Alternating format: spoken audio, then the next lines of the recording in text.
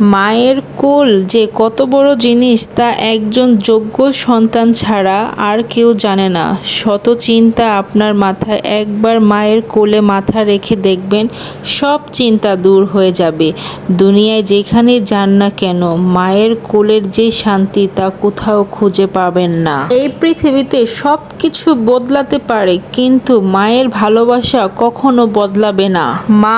মা হলেন এমন একজন ব্যক্তি যিনি সন্তানের সুখের জন্য নিজের সব কিছু সুখ বিসর্জন করে দিতে পারে। তিনি হলেন মা। রাগ অভিমানটা মা ছাড়া কারো কাছে চলে না। মা ছাড়া রাগ অভিমানের কদর কেউ বুঝে না রে। মা হলো এমন এক আশীর্বাদ যা শূন্য স্থান অন্য কেউ পূরণ করতে পারে না। পৃথিবীর সবার ডাক অপেক্ষা করা যায়, কিন্তু মায়ের ডাক অপেক্ষা করা যায় না।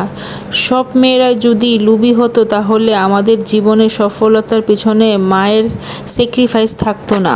কোনো পড়াশোনা বা ডিগ্রি না থাকলেও প্রত্যেকটা মায়ের সন্তানের জন্য একজন করে MBBS ডাক্তারের চেয়েও কম না। একটি শিশুর কাছে সবচেয়ে নিরাপদ আশ্রয় হলো তার মায়ের কোল। প্রত্যেকটা মেয়ে হয়তো ত্যাগী না, কিন্তু প্রত্যেকটা মা সব সময় ত্যাগী। কখনো স্বামীর জন্য, কখনো সংসারের জন্য, আবার কখনো সন্তানের জন্য। সব ব্যথা কমে যায় মা যখন মাথায় তার হাত রাখে। তোমার জন্য তোমার মা থেকে বেশি কেউ লড়াই করবে না। একমাত্র মায়ের ভালোবাসা ছাড়া এই পৃথিবীতে ফ্রিতে কিছুই পাওয়া যায় না। মা, তুমি আমার জীবনের প্রথম প্রিয়তমা, যিনি কখনো বদলাবেন না। তোমার ভালোবাসা পৃথিবীতে সব কিছু তুচ্ছ মনে হয়। তুমি আমার পৃথিবী, তুমি আমার সব কিছু। তোমাকে আমি অনেক ভালোবাসি মা। মায়ের চোখে নিঃস্বার্থ ভালোবাসার ছবি থাকে সব সময়। মায়ের ভালোবাসার কাছে সব কিছু হার মানে।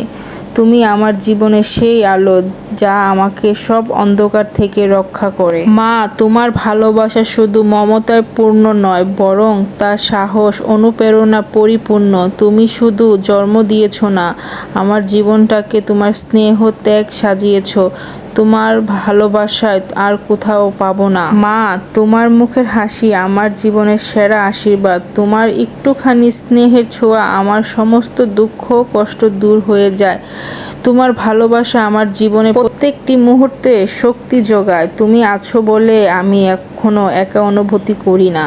তাই দোয়া করি পৃথিবীর সকল মায়ের জন্য, তারা হাজার হাজার বছর বেঁচে থাকুক আমাদের মাঝে। সকল মায়ের জন্য সব সময় দোয়া। সবাই মাকে ভালোবাসে, তাই আজকে মাকে নিয়ে কিছু কথা বললাম। ভালো লাগলে অবশ্যই কমেন্টে বলবেন।